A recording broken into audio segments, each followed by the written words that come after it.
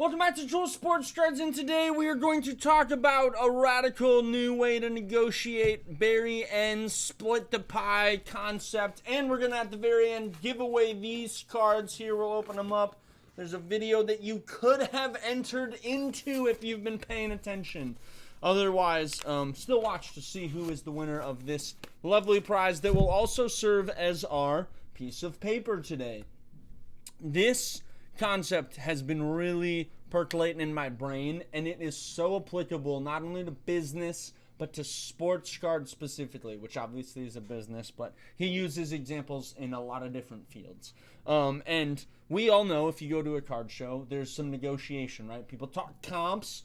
What does the 130 point kind of on average sale for something go? And then you got somebody who paid to set up and coming at you and saying, hey, I'll pay 60% of comps, right? So let's just say this is an example. You bring a card, a $100 card to a show, just to make it simple. That person says, hey, I'll give you 60% of comps. Let's go up here, actually. Which is, you're looking at $60 then as an offer. Now, for you, you're kind of saying, all right, if that's the landscape, this is the world we live in, maybe I could go up $10, and then I'll say 70. You know, hey, would you give me 70 for the card? And then they might go, all right, it looks all right. I'll give you 65. And you shake on it, and you say deal, and you walk away, and you think that is negotiation. That's not radical, because you just were operating in a field that was created that is not the pie. So Barry talks about the pie being basically the space that is created by both parties coming together and getting something. So it's something that one party can't create by themselves, nor the other. It's that what is created in between. And you have that happen by pause.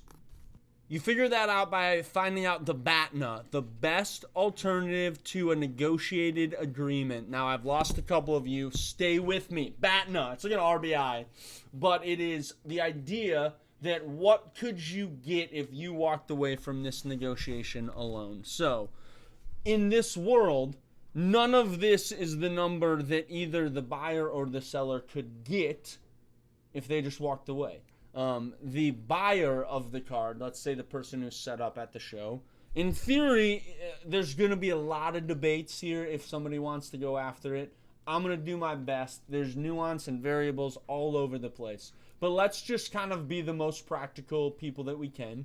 The buyer of that card can sell the card for $100, okay? It's worth $100. Somebody was willing to pay for that for $100. Let's say that their idea is that they could actually get it for $100. That's kind of their walk-away number. Let's go right here. Me, as the person walking in with the $100 card, I can't necessarily, from my side, not setting up, sell that card for $100, right? My move is I could go home and go on eBay either for my own personal channel. It's not a channel. It's an account. And sell it for that 87%, right? eBay takes 13% of the fee. You could try to consign it. If it's a higher value card, obviously we know that those percentages get shrunk so you can gain more money. But in this world, you wouldn't be able to get anything more than that 13% shaved off in a consignment, right? And you do have to, yes, pay to send it, right? There's the postage. But one thing that we do so often in negotiations as the kind of average Joe, where we get 65 for a $100 card, is we listen to somebody make a point and they go, hey, I had to pay to set up here, right? So you have to kind of help me for that. Number one, that's nothing that is the pie. That was a decision one party made. And I don't get any benefit from that or cost from that, right? That person who sets up and pays for a table gets a lot of other benefits that are completely outside of just the ability to make a deal with me, right?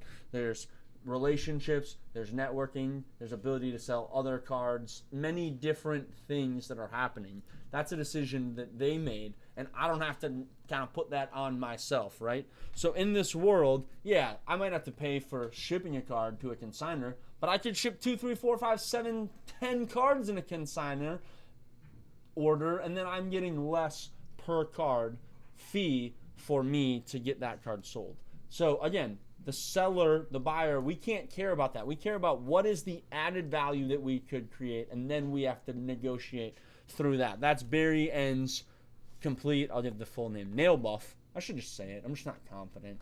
I'm not confident, just like many negotiators out there, but this pie will help.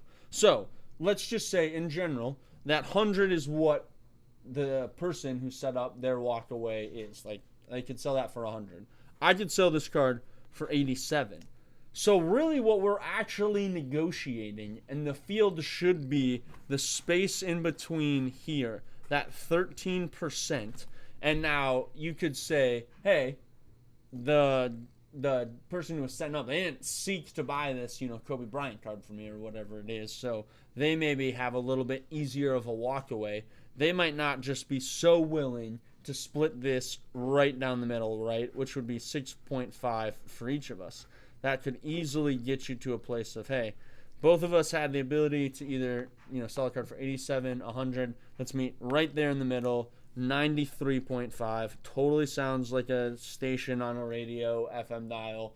Probably playing 80s, 90s, and today is what I would guess from a 93.5. But also might just be pure instrumental rap at the same time. Just hear me out on that. All right, back to the logic, though. So if you notice the difference between this number of 93.5 and 65, you're sensing why this is the radical way to negotiate. Because all of a sudden, we're actually talking about what is important, the pie. Various concepts, just going to keep going back to that.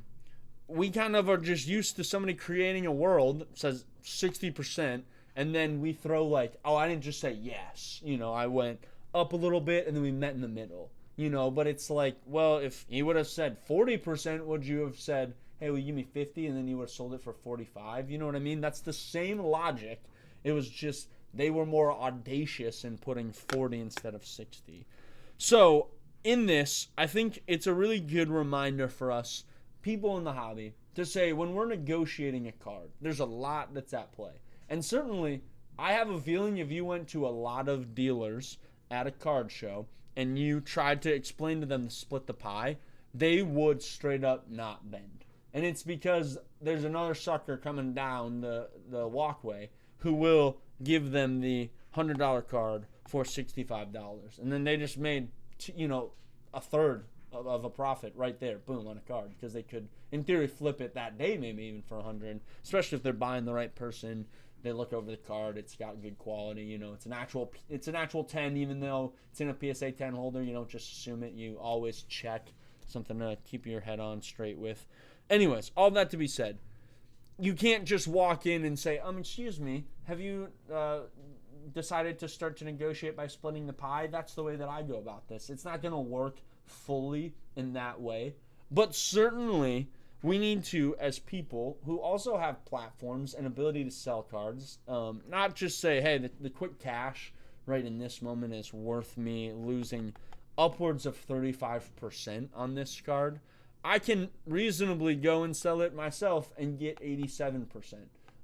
People, I can hear it in the comments already. You don't have as large of an audience of that. When you have the global market, you will get more high prices than if you're at a card show. Well, number one, some people actually don't like to buy on eBay for many reasons. They might not trust the card gets there safe. They might not feel like it is going to actually be authentic. They might not want that information on the internet. They might prefer just like it's in my hand. They might want it quicker than that, so they don't have time to rely on somebody shipping it out. Like, we talk about eBay, like that comp's so high. Well, that's only to the advantage of somebody buying a card off of the comps of eBay, right? They want to lower that. But you could argue that there's a huge advantage for anybody who's buying a card in person. You could say to that dealer, hey, you owe me more than the comp, because the reality is this card's in your hand right now. You could flip it today. You know what it is. You're feeling it. There's no risk profile that you're also putting on if you were to buy your inventory from an eBay person in New Hampshire or wherever it might be.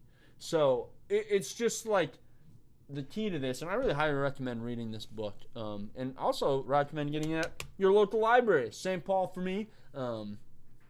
it's a great resource that's free, and you can not just scroll and watch YouTube sports cards channels, unless it's mine, and you're scrolling on my content. Keep scrolling, scroll away. Any other moment though, read a book. I lost my rabbit train of thought there. This is something that I really think is a great concept, and there's plenty more to go through and trying to understand the pie, but he does a great job of offering pictures. That's right, it's not just a big word book. You got yourself some pictures here, which is really exciting. It's just a group of concepts that I think is really helpful for somebody to be spitting around and thinking about. So shout out Barry and the idea of splitting the pie and just helping us kind of say, what is the actual window of negotiation that we're working through here? Because often it's this right column, and the person like average Joel, not just Joe's here, we're average Joel's, gets a little bit of the short end of the stick, where really you should be at a card show getting that 87. I mean, it's a little bit insulting for you to say, hey, I could just wait and sell this tonight for, in theory, this, right? I know it's not always going to happen like that. But for you to not even get, like, a window of between 65 and 87 is absurd, because that's not even the right framework. But your walkaway is 87, you know. You have the ability to consign that. It could go up in the moment, too. That sports cards are just so volatile, you know. The timing is so unique in that often I think we think the card might go down. Negative mindset that we often have. Card could go up, you know. But you could say, in this moment, we have to negotiate on what is currently happening. And so I like to think that between 87 and 100 is a lot better of a place for us to be. So let me know your thoughts.